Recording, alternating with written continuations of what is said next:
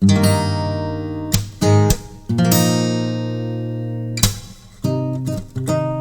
name is Christopher Carter. I'm a coach and meditation teacher for epic leaders. This podcast shares ways to expand your container as a business leader and as a human being to hold more magic as we continue to navigate so much change and uncertainty. Hey there, I hope you are doing great today. I'm so excited for this interview. It's been a long time coming. 32 years ago, Melissa Bernstein co-founded Melissa & Doug Toys with her husband, Doug. Since then, the company Melissa & Doug has created over 5,000 children's products and sold billions, with a B, dollars of toys. Throughout her long and incredible career, Melissa kept a secret that has been plaguing her since childhood. A couple years ago, on my friend Jonathan Field's Good Life Project podcast, Melissa revealed that she has struggled with acute anxiety and existential depression. Suffering largely in silence, she was still able to build a life many of us would consider ideal. 6 kids, a successful, beloved children's brand, and working side by side with her best friend, husband, and partner, Doug. In her incredible new book, Lifelines, an inspirational journey from profound darkness to radiant light, Melissa shares hundreds of poems she has written since childhood, each verse and each couplet working with the opposing forces of darkness and light. The book really is kind of breathtaking, 650 pages with hundreds of full-color images, all exploring the tragedy and transcendence of being human. Poetry, nature, music, and a handful of other themes she explores in great depths became her lifelines and her healing. In our conversation today, we talk about the duality of producing so much great work while suffering so deeply.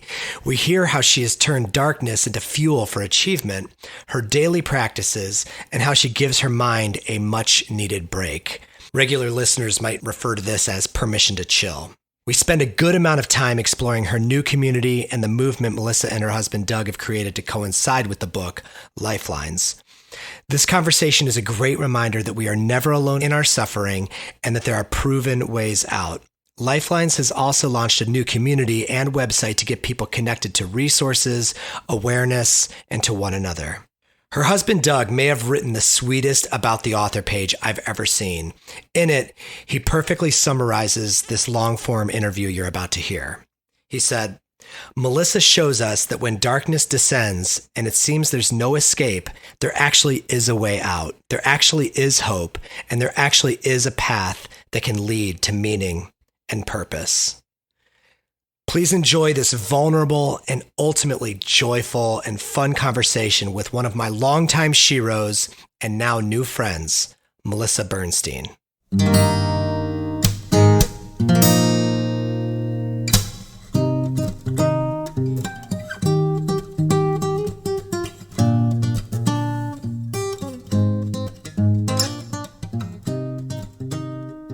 Melissa Bernstein, welcome to This Epic Life podcast. Thank you. I'm so excited to be here. Well, one of the things I noticed about you and your command of language is you actually create word mashups. I heard you use the word nervited, which I'm going to start using, which means nervous and excited, or exilified, exhilarated, and terrified. Do any of these words apply to you in this moment?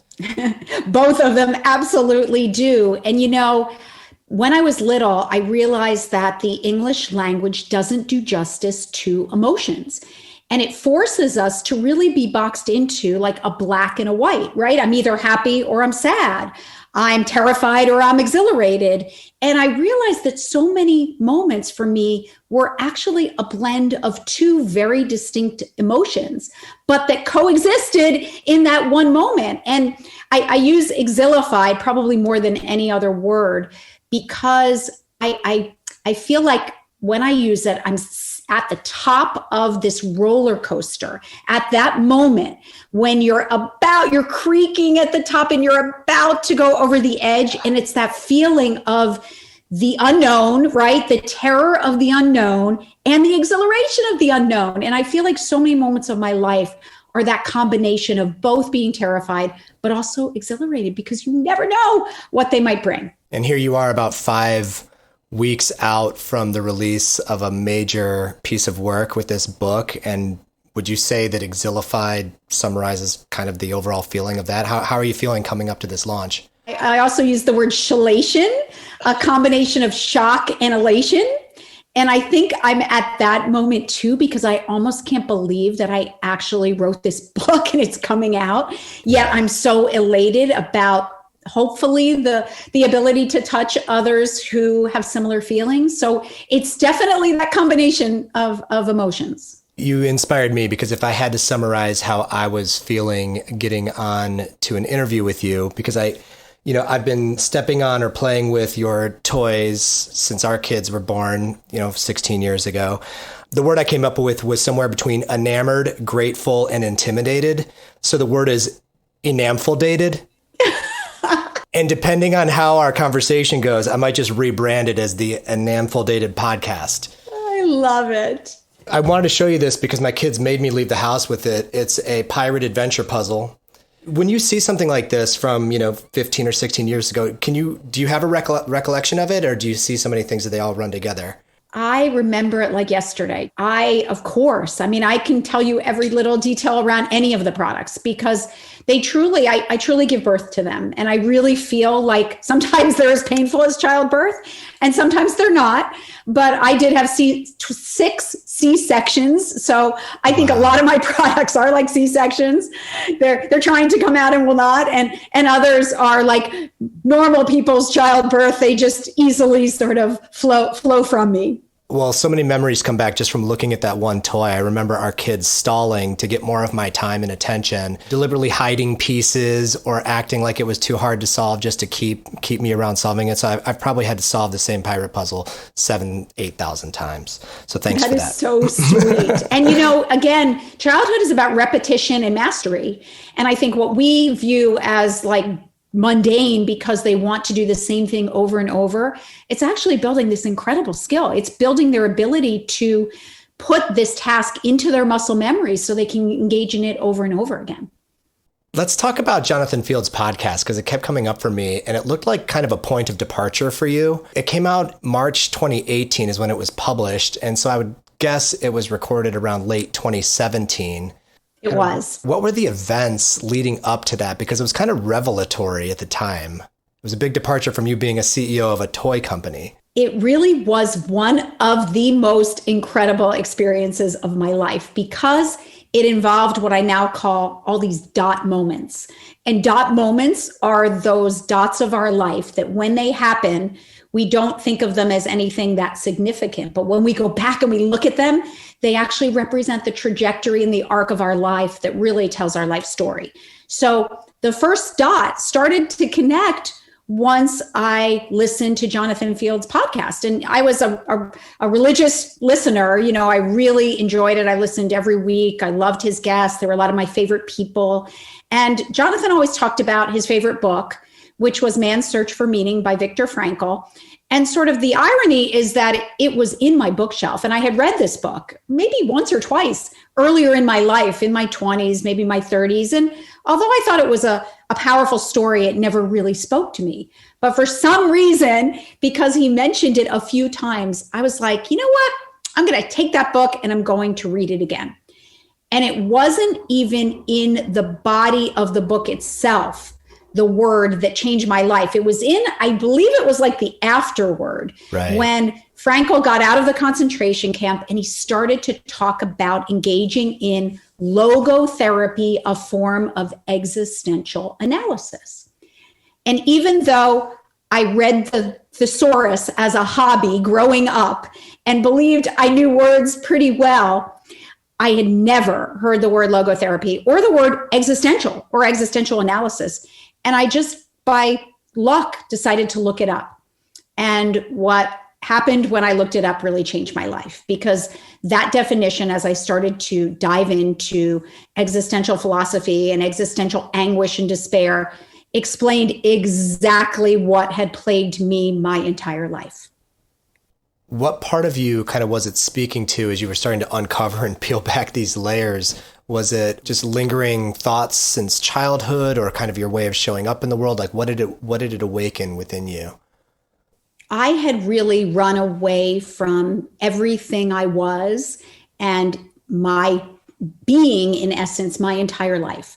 My life had been about overcompensating and denying for who I actually was at my core, which was a highly sensitive, overreactive, introverted, very heady, creative person. And for whatever reason, that brought so many deep, dark emotions with it that I believed from very early on I could never show those to the world. So I hid myself and from the world, disassociating from really everything I felt, everything I thought, and really adopted this facade, this persona my entire life that really didn't crack in consciousness until I heard the definition to the words existential analysis.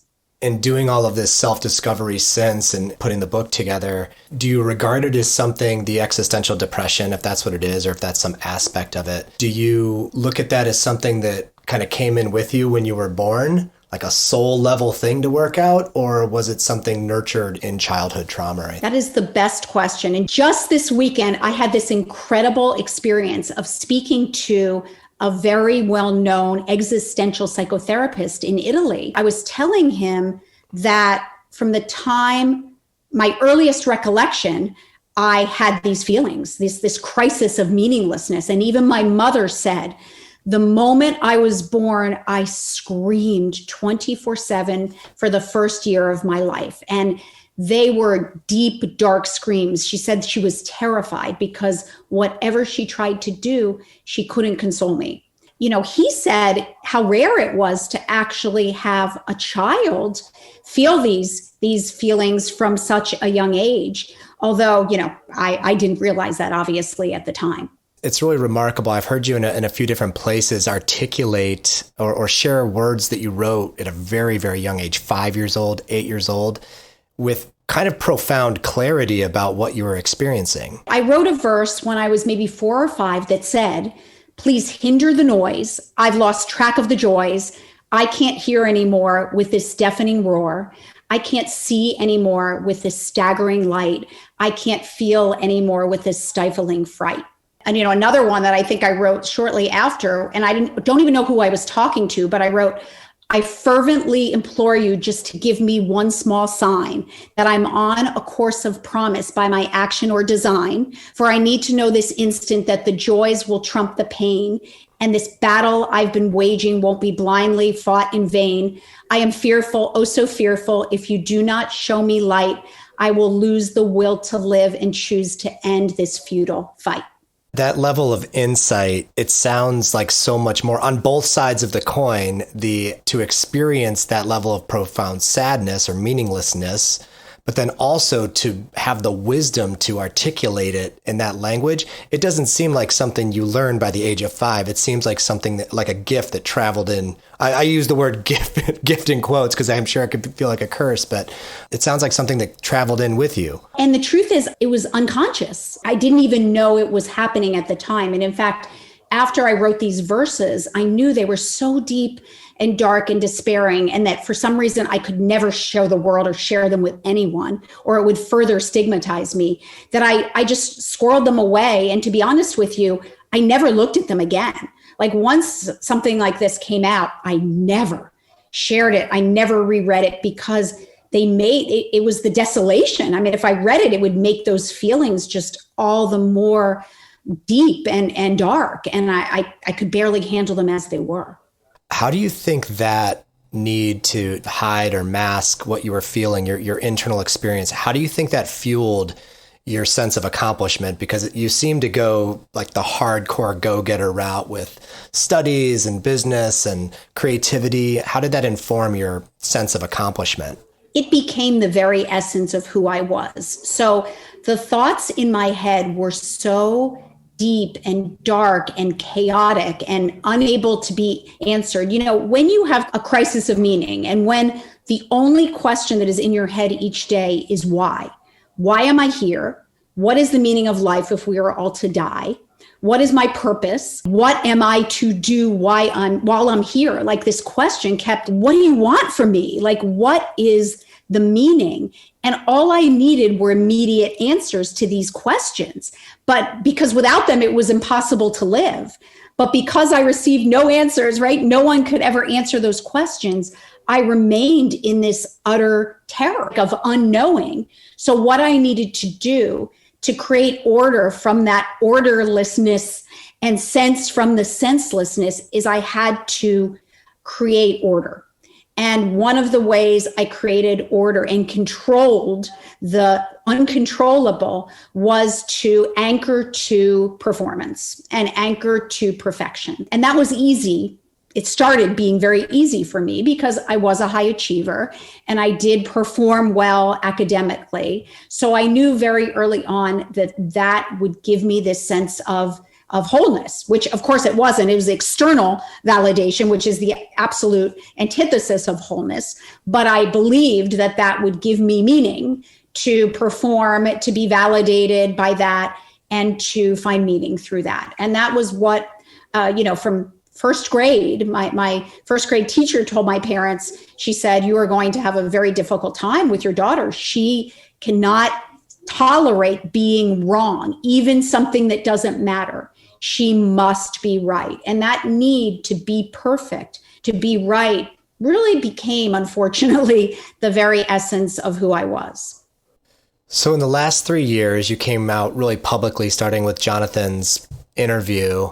What have the last 3 years been about for you in terms of empowering this awakening? It has been nothing short of extraordinary, to be honest, because, I was unconscious and unaware. And I was living a lie. I was living a facade.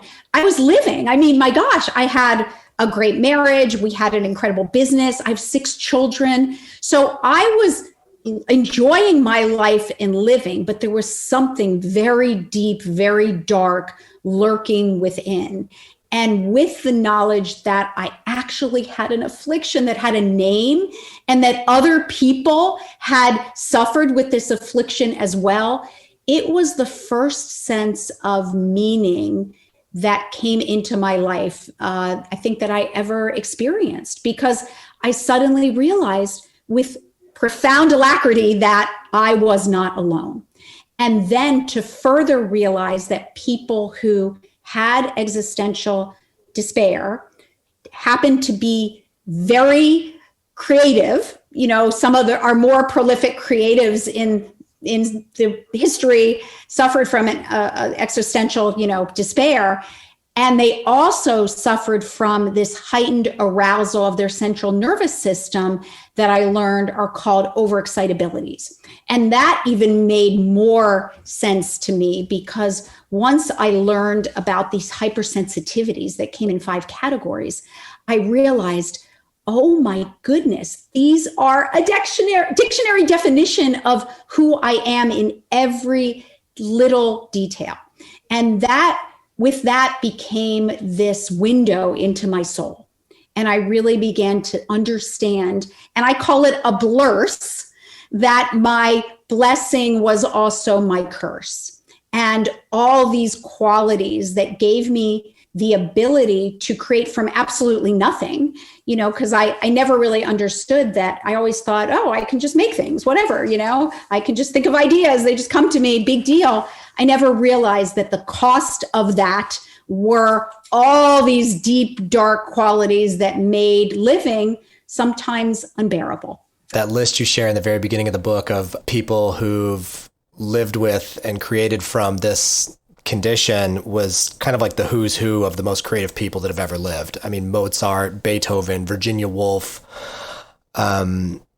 You mentioned in another interview your intense love of nature, and you have a kind of a collection of poetry in the book about nature. And I went back down the Mary Oliver rabbit hole when she passed away in 2019 and kind of rediscovered all that incredible work. She's also from Ohio. I'm in Ohio.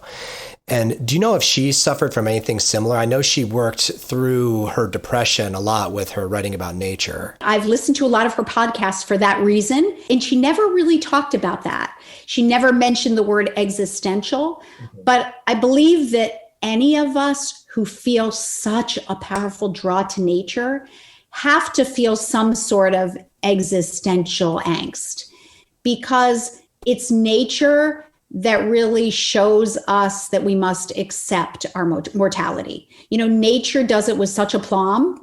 Like, and I write about, like, how can nature be resigned to what is happening and just stare mortality in the eye in a tree, although I would be sobbing if my leaves were to fall to the ground. Like, a tree just accepts it, like it's no big deal. And for me, I needed to see that, and I still need to see it over and over and over again to realize that I must accept my own change of seasons and my own aging with as much courage as nature seems to do each and every day. Getting into your poetry, it struck me that you and Mary Oliver share that ruthlessly examined life thing. The intro to your collection on hypocrisy and duality, it's one of the later collections. You're going into this super elaborate description of just the disgusting smells of the human body. And it was almost comical, but it was so true. You know, I felt the morbidity of it. We're going to stink, and there's whole industries, you know, here to try to rescue us from our stink. But just the level of fixation and depth with which you're able to look into all those corners, I took it as the nature part is a more beautiful side of that coin, but some of the human condition stuff was really painful for you to look at a lot. So one of the attributes of an intellectual hypersensitivity is this acute knowledge of the hypocrisies, of the inconsistencies, of the dualities, and of the incongruities of life. That, unfortunately, was part of my issue, was I couldn't look at anything and just see it. It's okay. That's how it is. I always had to take it up here in my head and sort of try to understand it, and never could, because a lot of these, and the same thing, the ultimate answer to our existential crisis is there is no answer, and you must accept that life in itself may be meaningless. And that is part of my issue is to get out of my head where there may not be an answer to some of these things, and there just may be hypocrisies that exist, and move into my heart where it's all about engaging, and engaging in the moment and really living. Because you can't live in your head. If you continue finding all the world's hypocrisies and inconsistencies, you'll just die a very despairing person. And I definitely did not want to do that. I need to set the context for this book because I've never quite seen a book like it. It arrived in this custom package that was more like an experience than just a book. But by the numbers, 637 pages, 100 plus color photos. You've mentioned your 6 kids, 5,000 plus children's products. Married to Doug for how many years? 30? Yeah. Ish. I've known him for 35. So yes. This theme of just being relentlessly prolific in all areas, the more the better, kind of. The theme I got from the book overwhelmingly was the theme duality. When I went into the book, I'm wired to live on the sunny side of the street. I don't know if you're into the Enneagram. I'm an Enneagram 7, so we're wired for possibility. Do you know your Enneagram number? I'm a 4. You're not supposed to ever type somebody, but I'd be shocked if she's not a 4. Yes. 4 or more. All 4. 4s want to stay inside while it's raining, look out the window and listen to The Cure a little bit more. There's like that just like artistic feeler, some of my favorite people are 4s. I went into the book expecting it to be like a weekend of listening to The Cure or the band Portishead or watching the Bjork film Dancer in the Dark, just something progressively sad, but it's not. It's so much more than that. The sense I have for your work is like you're always constantly looking at both sides of the coin. Almost every single line, you have the A-B rhyme scheme. Almost every other line alternates between dark and light, dark and light. Even the subtitle of the book, An Inspirational Journey from Profound Darkness to Radiant Light. Talk to me about duality. How do you define duality? Oh, I love it. The funny thing is, I didn't even see that duality in myself until I took this profound journey that started about 4 years ago. Because, for the first close to 50 years of my life, I lived on one point in the whole emotional spectrum. It was at the very top, which is highest of highs, because I gave this impression that I only had one emotion, which was great. How are you, Melissa? Great. How are you? Fine. Awesome. Perfect. And I truly lived there. Like, I repressed anything I felt that wasn't up there, up at the top, and was one of those people, if anyone would ever say to me, like, you look tired today, I would jump. It was such a trigger. And I would be like, what do you mean I look tired? I don't look tired. I'm not tired at all, because I couldn't admit any duality. It was only light, and the darkness stayed darkness. And I say, for the first 25 years of my life, I only created more darkness out of darkness. Even though I gave the other impression, the truth was inside, it was utter darkness. Oh, and I'll share one other thing too. I was speaking to my dad recently about this book and telling my parents for the very first time that I suffered from this, like a week ago. How did that go? It was otherworldly experience. But the thing that is sticking with me most is my father said to me, I never would have imagined that you of all people would have this, because you were the most optimistic, happy-go-lucky, seemingly carefree child in the world. And it brought me to tears, because I realized just how effective I was. I might have been the most effective person on the planet to suffer from such profound existential despair, and have my own father tell me that I was the most optimistic. It's almost comical. I know the question was about duality. There was no duality in my life. My verses, ironically, showed some duality, but I didn't feel duality. I felt all darkness and hid it away from everyone. It was only in the last few years when I realized that even though I had found light and salvation in ultimately channeling that darkness into toys, which were the lightest thing possible, and how crazy for someone who's existentially anguished to end up just by accident making toys, and like the lightest, brightest thing that you could ever make. And I always thought that is just so funny. If people knew that, they would think it's hysterical. And although I did find profound joy and salvation in that, I knew that I was still living a lie. And I was hiding such a big part of myself, not only from myself, but from everyone I knew. And because of that, I still had never really had a real relationship in my life. I still felt this deep sense of loneliness and isolation, and that no one knew who I was. And it was only when I finally had the courage to say, all right, Melissa, you got to go inward. You got to touch that profound emptiness, that you got to touch the existential pain that has existed since you were born. And I knew I couldn't do it alone, that I finally came to see something so incredible, which was, I'm not just darkness and I'm not just light.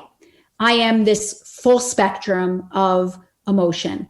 And to realize and to look at my verses and to look at them from, the beginning of time, like 3,000 of them, and divide them into categories. And that's what forged the volumes of my book. I decided I'd take these 3,000 verses and I'd actually divide them into category. And it was crazy that it was the exact number of verses in 11 categories, about 200 to 300 in each. And when I looked at, okay, are you dark or are you light? It turned out that half of them were dark and half of them were light. Yeah. And it was like, are you kidding me? I'm actually right equanimously in the middle. And it was just this, I am a duality. The long answer, I am this duality that really ends up right in the middle. It does feel almost mathematically equal. Just kind of reading it. In yoga, I'm a practitioner of yoga. I study yoga. The teachings of Paramahansa Yogananda, who wrote this book, Autobiography of a Yogi, back in the 40s. He called duality, in yoga, they call it Maya, or cosmic delusion. It's the thing that hides us from our essential unity with spirit, which is yoga. So all the work of yoga is trying to get back to that place. And in your verses, I sense that in that working with the duality, whatever that muscle is that you're working seems to be doing that. Like you're processing something, in turn, the reader gets to process it too. Yes. As dark and despairing as it got, I always was searching for meaning. And I think that's what my verses were doing without my even knowing. They were trying to find a reason to live. And they were trying, and even my deepest, darkest ones, I say something like, I'll cry for help and hope someone hears my plea. Like I noticed that they're always, because I don't really write them, they write themselves. So I noticed that there's always this ray of hope that's shining down. And I'm so glad. And the crazy thing is that I ultimately traveled the path that many of the existential philosophers traveled, from being in, and this is tough to understand, but being deep in existential nihilism to start my life, which basically says that there is absolutely no meaning and man is insignificant and unable to find meaning. Man is barred from finding any meaning. So that's the lowest place you can go, because if there is no meaning and we as humans can't make any meaning, then we might as well, not be here. And that's when I was sitting there with the bottle of pills, like, what's the point, right? If life is futile and I can't make any meaning in this short time, then I might as well end it. But I triumphed in finally moving into existentialism and absurdism, which basically says, yes, it may all be meaningless, but despite that, we as people do, and it's our obligation to still make meaning in the short time we have here and embrace all that life has to offer. Would you say that you are better at finding or identifying meaning in retrospect than you are experiencing it in the moment? When you look back on your toy designing career and this legacy of so many toys, where do you draw meaning, or how do you interpret that meaning in retrospect? What gave you meaning in that journey? I don't think it's anything that involves a destination or something that you've achieved, because that stays in the head. I feel like all meaning for me must live in the heart. Because if I start to think about meaning, and then it becomes meaningless, because the intellectual exercise is meaningless. My number one mantra is, step on out of the head, moving into the heart, free to channel all dread into jubilant art. And that is my practice every single day. There isn't a day I don't say that to myself. It's like, no, you're not going there, because my practice, my intellectual oversensitivity is my most acute sensitivity, because it immediately wants to intellectualize it and make it about no meaning. And if I go into my head, I will die. I will be submerged by the meaninglessness. So the only way I make meaning is to stay out of that dank prison that wants to, shackle me, and just keep creating in my heart. I can't think about what'll happen with that creation. I can't worry about what it'll sell, how many kids it'll make happy. I just have to create fully and freely from that beautiful place in my heart where it just organically flows. So I want to share just one little verse from the collection around, or the volume around powerlessness. You said, I yearn to scamper fearlessly, at whim to laugh and shout, if the prison guard on duty would agree to let me out. Is the prison guard the mind? The prison guard is the mind. And it became, I became so afflicted and so overcome by mania, which told me I needed to achieve, that it became this voice in me that basically took over and demanded I do certain things or it would punish me. And I had to, achieve these levels of perfection that were impossible. To be honest, it was a futile act. And that's probably when I came my closest to ending my life, because the prison was so dark and dank and I saw no way out. And truth is, the corollary of that verse is, We alone possess the power to live life forevermore, brokenhearted in a cell, or walk right through the open door. So the truth is, I believed that I was imprisoned in this cell by this guard that wouldn't let me out. But the truth was, I had imprisoned myself. So I'm always looking at the relationship between being and doing, head and the heart. There's so much duality in our lives that makes us a little nuts. When you think about, what it takes for you to write one of these verses, what part of this do you give your brain any credit for? Or is it more like a feeling exercise for you? It all starts with the brain, but then it goes into the imagination and the emotion. I would say it always starts with curiosity. To me, all creation starts with the spark of curiosity. And curiosity is the mother and father and sister and brother of all invention. It's always a question that I need to solve. And even in creating products at Melissa and Doug, it was always a question like a why. Wait, why isn't there X? Or why is this experience flawed? Or wait, why can't it just be like this? And that always led to pretty much every toy I created, I could give you a why for, like the reason behind it. And the verses too, it starts with a, that's weird, or an incongruity or a hypocrisy or a feeling that I'm like, oh my gosh, that is exactly true. And I'll think about it and I'll say, and then what I do is I'll just let that question kind of distill through my being, and then a verse will come out.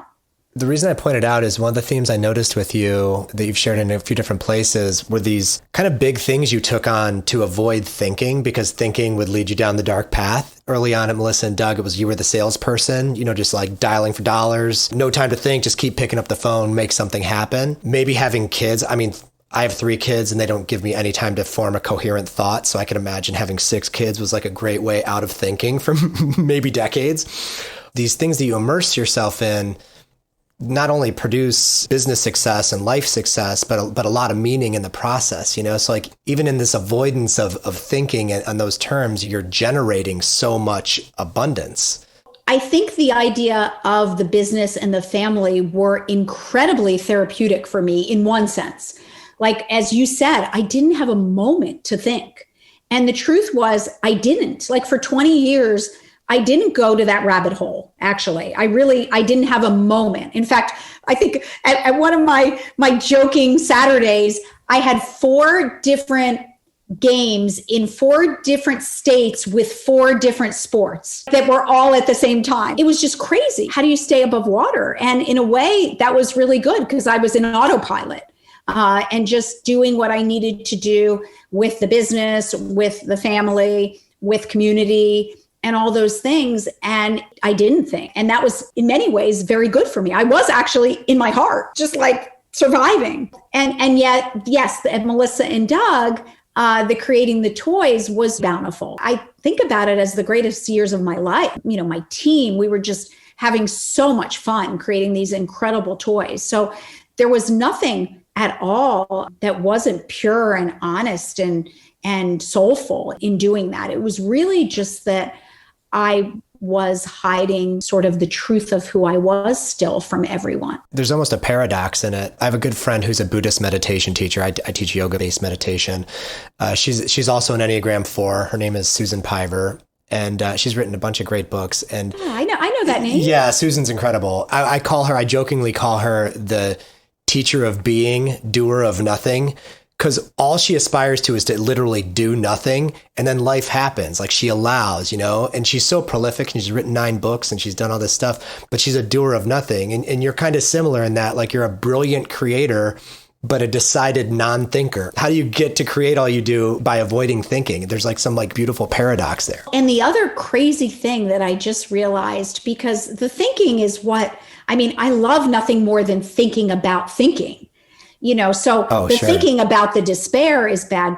But the crazy thing is, I believe it's the thinking that gave rise to my existential despair, because I was able to think about these higher realities that, a lot of people just don't think about. And unfortunately, because they don't have answers, I wasn't able to to solve my quest for knowledge, and it led to despair, right? I mean, when you have questions, especially as someone who needs to know why, and you can't get the answers, I mean, it's going to lead to this feeling of ennui, this feeling of emptiness, this vacuum. And that's what it was. It was like this crazy vacuum that just always existed, this big why that I couldn't answer. But the crazy thing is, in the end, the antidote to the ennui also came from my intellectual hypersensitivity that enabled me to truly go back in time and study all these incredible philosophers who came to this understanding about meaning and, our fate here, and came to this theory of absurdism, which is really the one that I've adopted as my sort of life mantra now. Sometimes when you're noticing the patterns or the thoughts that might lead you astray or take you off of that path of meaning, are you able to laugh at it? Is humor a tool for you? It really is now. Yeah, I would say, part of my journey, and the journey involved, going really deep within. And we've recreated this journey now on our ecosystem, lifelines.com, because I felt it was so powerful for me. I wanted to recreate it for other people to take as well. Part of it is really having the ability to stand as witness to your head. And now I've created such a space, and the journey is called the Journey to Inner Space, because what I needed to do was create a space between my heart and my head. My head was such a prison, and my head and my heart, I couldn't extricate them. They were just intertwined to such a ugly degree that I couldn't see up or down. But when I finally had the ability to stand as witness to my head and see that pretty much everything it was telling me is fallacious, most of it wasn't true. And even meaning, I mean, the professor I spoke with this weekend, he basically said, who's to say that is the truth, that there is no meaning? Go look in nature. And it was funny when he said nature, I said, oh my goodness, maybe that is why I've been so drawn to nature. He said, go look at nature. Like, you'll see in nature that nature doesn't have a meaning crisis, and nature goes on. Like, why can't we be like nature? So, I think when I had the ability to look at my head for all the things it was telling me and think, maybe that's just not true. Maybe that's just a story I'm telling myself. It enabled me to laugh at it, to say to myself, Melissa, you're really going overboard today. Like, just chill out. Just, don't torment yourself. And I think I'm getting to the point where I would say I can talk myself off the ledge much more easily. Yeah, I would imagine having children is really great for this, because they're always holding up the mirror to us. Since you've come out with this with your kids, are they a little bit more gentle with you, or do they help you laugh at yourself? Yeah, once I realized that I was afflicted with all these things, I saw that, wow, these qualities are not very conducive to having children, and especially 6 of them, because what qualities are really conducive? Because I'm still trying to figure those out myself. Okay, good. I'm glad, because I now realize it's really hard to be overly sensitive with teenagers, because they become so cruel and hard-hitting and honest in a very hard way, difficult way for someone who's very sensitive, that, it's been the biggest, I would say, the most joy and the most pain I've ever experienced is being a mother, because I've had to really accept my own flaws and admit that in many ways I was a really flawed parent. I would say, especially my girls, and 2 of our girls are involved in Lifelines now. And those are the girls that I would say I had the most difficult time with, because we have very similar overly sensitive personalities, and, 2 overly sensitive people together trigger each other. So I would say, yes, it has absolutely made me human to them. And I was a robot. I was a martyr. I was not really human. I didn't show any emotion at all, other than, like, I'm going to get through this and do what I need to do to make it so they can be okay. So I think it's definitely made them see that I'm actually a real person. You mentioned something in the Lifelines work, and I want to get in there because it feels, Lifelines feels like more like a movement than just a book. The book is the starting point of so much more. But I know there's a mindfulness base. There seems to be a mindfulness component to it on some level. You mentioned creating the awareness of the space between the head and the heart. Would love to hear, do you have a regular practice around creating that awareness for yourself, or how do you use that mantra still to this day, the step on out of the brain and move into the heart mantra? Is that something you use on the regular? Gosh, a great question. So the book ends with this question, what are your lifelines? Because lifelines are that practice that helps you remain equanimous in the face of life's ups and downs. So I really had no practice throughout my life. I mean, I always exercised every day, but the truth was, because I didn't accept myself in totality, I really didn't have ups and downs. I didn't allow myself ups and downs. I just had ups. I just was like the same all the time. But once I really went inward and accepted the fact that, wow, you are a full spectrum of emotions, Melissa. You're not just great. You have some days that are really low. I knew that I was going to need a practice, because there would be days, if I was really accepting myself in totality, that meant that there might be a day I'd get up now and feel low and not repress it, right? I'd say I have to accept the fact, like, you're really low today. So that became this practice that I engage in each and every day to be steadfast in the face of my whole spectrum. And I think it's been incredibly helpful and really been a lifeline for me. And it involves a few things. I mean, one, it involves nature. Nature is my most powerful lifeline, other than creativity and writing. And I think I heard this once, that people said there is no bad weather, just bad clothing. So I make a point to go out almost every single day. Even today, it snowed like 7 inches yesterday. Today, it's just an extra layer, real boots. Like, I make sure I want to go for a walk and get sunlight every single day. That's really important to me. Writing these lifelines, these mantras are really important to me. Whenever I do that, I go to a place that is such utter rapture that my issue is I don't want to come down. I could go in my head and write verses for 8 hours a day and wouldn't even eat, wouldn't even know that the time passed. It's like time stops. And that's a big issue for me. And the practice grounds me too, because my issue today, it used to be I'd go too low. Today, it's I don't want to come down from being up in the white space of imagination, because it's so blissful. Yeah. So I have to actually use my practice to come back here, because life can be so much more mundane than just creating in this white space where I'm in utter control. So I use it to come down from that. I drink tea, which is, it sounds simple, but it's a real practice for me. And having lived in Japan and other places throughout the world, like the idea of making tea and holding its warmth and drinking it and having the warmth like flow through your body is like very spiritual for me. And then listening to music. I was a musician up until I went to college, and I thought about being a professional musician, and I love music. And I've realized that listening to music can be just as powerful as playing it. And my Spotify list is like the most important thing to me. And when I find a new song for it, it's like I just discovered a country. I get so excited and I keep listening to it. And I actually feel my vibratory frequency lift when I'm low and I hear one of my favorite songs.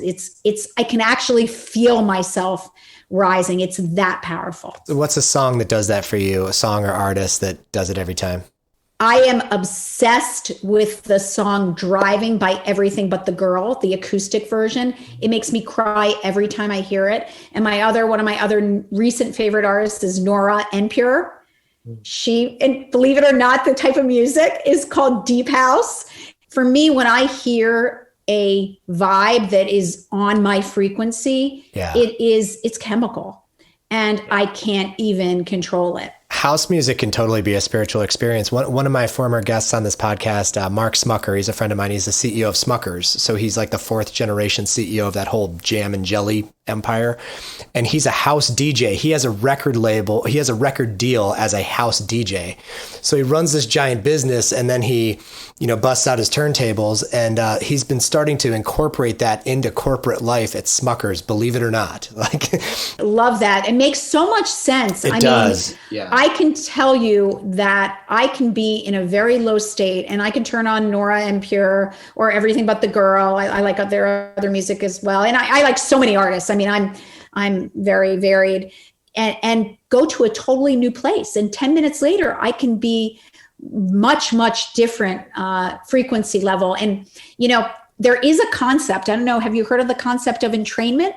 Oh, yeah, totally. Priming. I love priming, brainwave entrainment, hemisync music, binaural beats. I'm into all that. The concept of entrainment truly means that if there are two frequencies vibing, right, that the lower one will actually rise to meet the higher one. It is quantum physics because we are all, largely water and vibrational. You didn't need to ask for it, but I'm going to be hipping you to a few things on Spotify. There's so much great brainwave stuff out there for this exact purpose, But what I love about what you shared about your practice, dulling the edges a little bit, bringing the highs back down to like this equanimity piece, so the lows aren't so low and the highs aren't so high, just finding this steady rhythm in it. There's a lot of grounding in what you do every day.